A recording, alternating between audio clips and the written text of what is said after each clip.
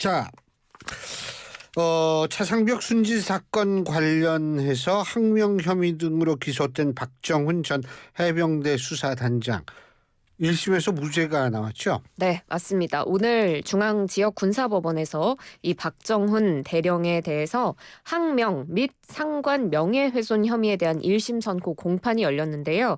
재판부는 모두 무죄를 선고했습니다.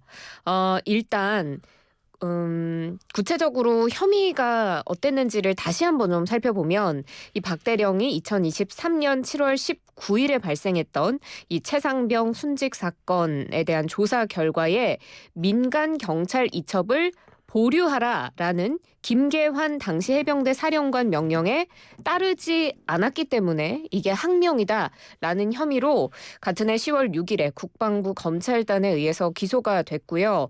박 대령에게는 또 그 상관 명예훼손 혐의가 적용된 걸 보면 언론 인터뷰 등에서 당시 이종섭 국방부 장관의 발언을 왜곡해서 이 전 장관이 부당한 지시를 한 것처럼 일반인이 느끼게 했다 이런 혐의를 적용을 했는데 모두 죄가 없다고 군사법원은 판단했습니다. 근데 그 무죄의 선고 이유 이게 뭐예요? 네, 재판부가 밝힌 무죄 선고 이유를 살펴보겠습니다.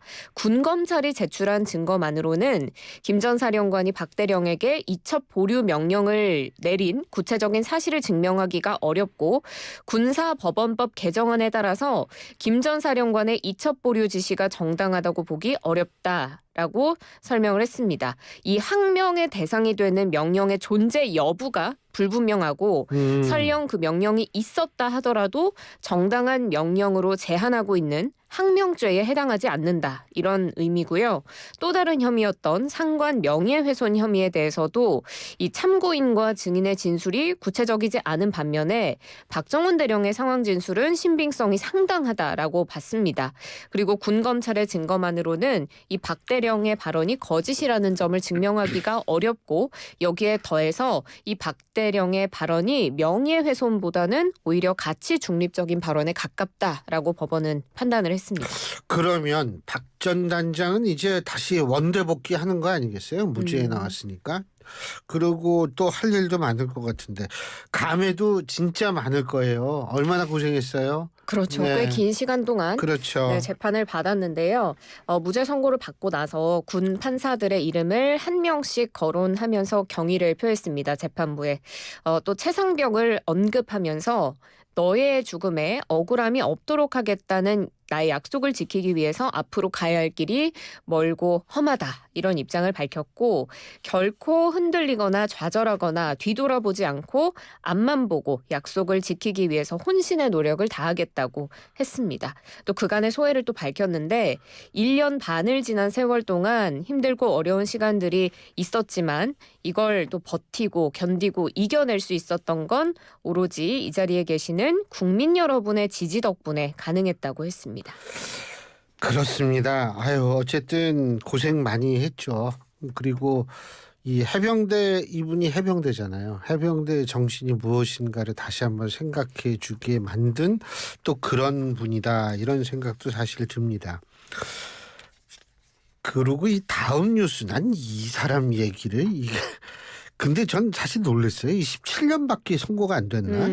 이 JMS라고 여러 번 아시죠? 이 JMS의 총재고 뭐 자칭 절대자 아닙니까 이 사람? 정명석 결국 징역 17년이 선고가 됐네요. 네, 한 다큐멘터리를 통해서 굉장히 논란이 됐던 인물이죠. 여신도들을 성폭행하고 강제 추행한 혐의로 기소가 됐던 기독교 복음선교회, 그러니까 속칭 JMS라고 우리가 부르는데 총재 정명석 씨에게 대법에서 징역 17년을 확정했습니다. 혐의가 준강간, 준유사강간, 강제 추행 등의 혐의였는데요. 대법원은 정 씨에게 선고가 된 원심 판결 확정을 했고 15년간 전자발찌를 부착하고 10년간 아동청소년 관련 기관 또 장애인 복지시설의 취업을 제한하는 것까지 확정을 했습니다. 이 신도들이 모여 있는 정 씨가 있는 충남 금산군 진산면 월명동 수련원 여기에서 정 씨가 23차례에 걸쳐서 홍콩 국적의 여신도 메이플을 추행하거나 성폭행했고 호주 국적의 여신도 에이미와 한국인 여신도를 지금 성추행한 혐의로 구속 기소가 됐었고 외국인 여신도들이 자신을 허위로 성범죄로 고소했다 이렇게 맞고소를 하는 등 무고한 혐의까지도 혐의를 받고 재판에 넘겨진 바 있습니다. 이거 결국은 2심 판결이 그대로 받아들여진 거죠, 그죠? 네, 맞습니다.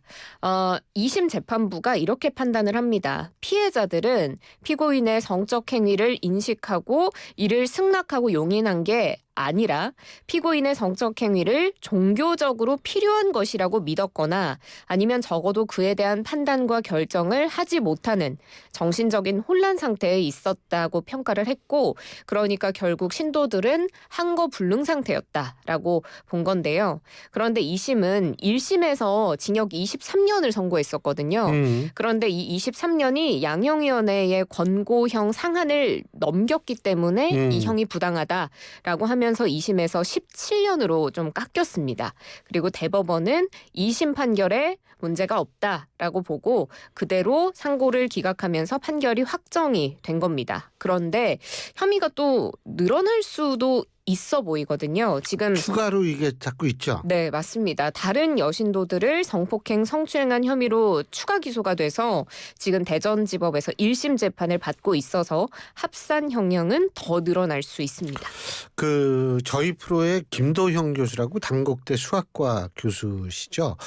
JMS의 이 굉장히 이 반 JMS 활동을 아주 활발하게 계신 교수님. 맞습니다. 미디어를 통해서 많이 나오셨죠. 네, 저희 프로에도 네. 한번 나오셨었는데 이 교수님이 그때 저희 프로그램에서 얘기한 게 뭐냐면 제가 뭐 20 몇 년 뭐 이거 받으면 이거 뭐 종신형이나 마찬가지 아니에요? 그랬더니 이 집안이 굉장히 장수하는 집안이라는 거예요. 아, 그래요? 근데 이미 굉장히 노인이긴 해요. 이 사람 네. 70이 훨씬 넘었죠. 근데 제가 볼 때에는 뭐 하여간 제가 이 피해자들이 워낙 많기 때문에 네. 제가 볼 때 이거는 좀 더 이 나중에 추가적으로 해서 좀 중형이 돼야 되는 것 아닌가 이런 생각을 해보게 됩니다. 자, 그리고 경매 해본 적 없죠? 우리 김영민 아나운서 아직 어리니까. 그죠? 네? 네. 네, 사실 나이 먹어도 저도 없어요. 네. 그런데 이 경매에 넘겨진 아파트가 49개월 만에 최대치를 찍었다는 소식. 이거 사실은 앞으로 부동산 시장을 전망하는 데 굉장히 중요한 의미를 갖습니다. 그죠? 맞습니다. 지금 정부가 작년 하반기 한 9월, 10월, 11월, 12월 이때쯤부터 이제 대출 규제를 하기 시작을 했죠. 그래서 고공행진하던 부동산 시장이 좀 침체기에 접어들었고 거기에 작년 연말에 탄핵 정부까지 겹치게 되면서 지난해 12월 기준으로 경매에 넘겨진 전국의 아파트가 49개월 만에 가장 많은 것으로 나타났습니다. 그 지지옥션이라고 경공매 관련한 기업에서 발표한 내용인데요. 지난달에 그러니까 작년 12월에 전국 아파트 경매 진행 건수가 3,510건이었습니다. 예. 그 직전 달보다 3% 늘어났고 2020년 11월 이후에 가장 많은 경매 물건이 쌓인 겁니다. 그리고 이 경매는 사실 낙찰가를 가장 높이 쓰는 사람이 그 집을 사는 그렇죠. 네, 그런 시스템이잖아요. 그런데 이 어찌 안 낙찰가율도 해, 예. 낙찰가율도 지금 떨어지고 있습니다. 낙찰가율도 떨어졌고 낙찰이 안 되니까 가격은 떨어지는 거죠. 네, 그렇습니다. 낙찰가율도 떨어졌고 낙찰률도 떨어졌습니다. 낙찰률이 떨어지면 또 유찰이 되니까 낙찰가율 더 떨어질 거고요. 그래서 지금 낙찰률 전월보다 한 1%포인트 가까이 떨어졌고 낙찰가율은 또 한 1%포인트 가까이 떨어졌습니다. 평균 응찰자 수도 좀 떨어져서 경쟁률이 좀 낮은 상황이고요. 아무래도 매수세가 위축이 됐고 사람들이 좀 관망세로 돌아서면서 이런 부동산 시장이 약간은 주춤하는 분위기입니다. 저는 이거 경매할 때 무슨 권리 이런 거 잘 몰라가지고 하는데 제가 한 가지 아는 게 유일한 게 뭐냐면 부동산이 아니라 경매 시장이 이렇게 꺾이게 되면 일종의 앞으로의 부동산 시장의 선행 지수로 받아들이는 경우가 많거든요.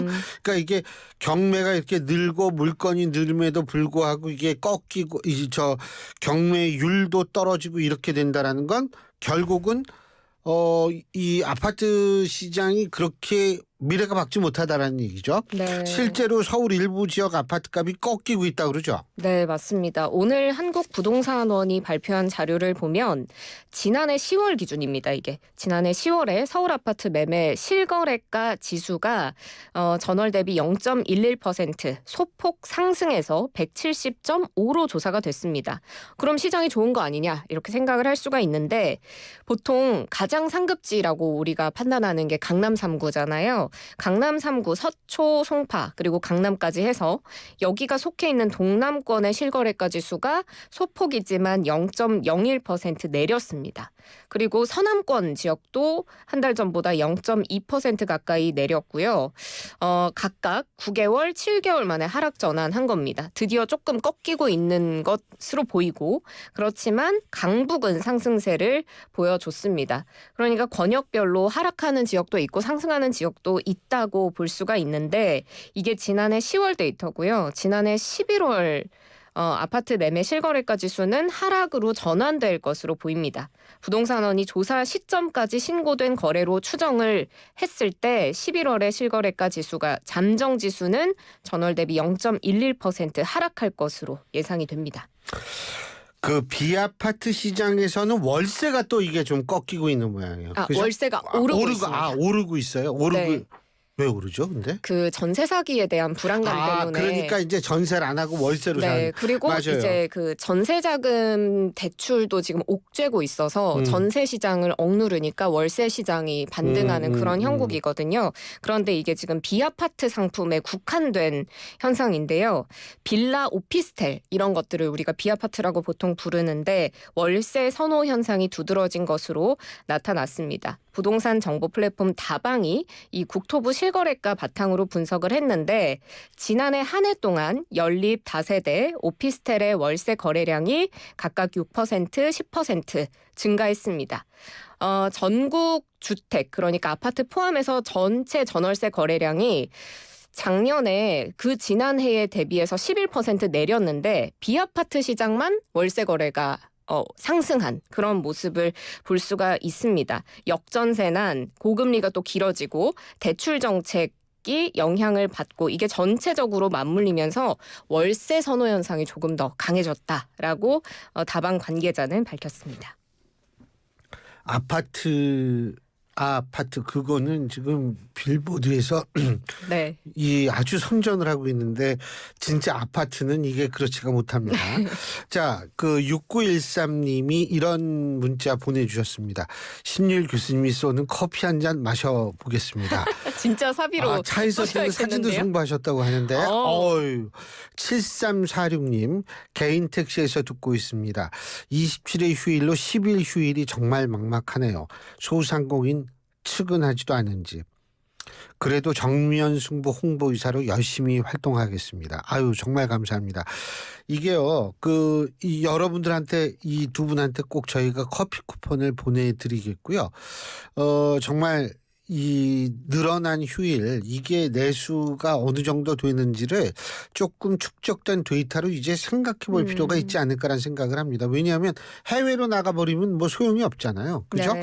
그런 것들 어떻게 되는지 한번 생각을 해봤으면 좋겠다는 생각. 모든 정책의 기준과 모든 정책의 핵심은 성민이어야 한다는 말씀을 다시 한번 드리겠습니다. 김영민 아나운서 오늘 수고하셨어요. 고맙습니다. 고맙습니다.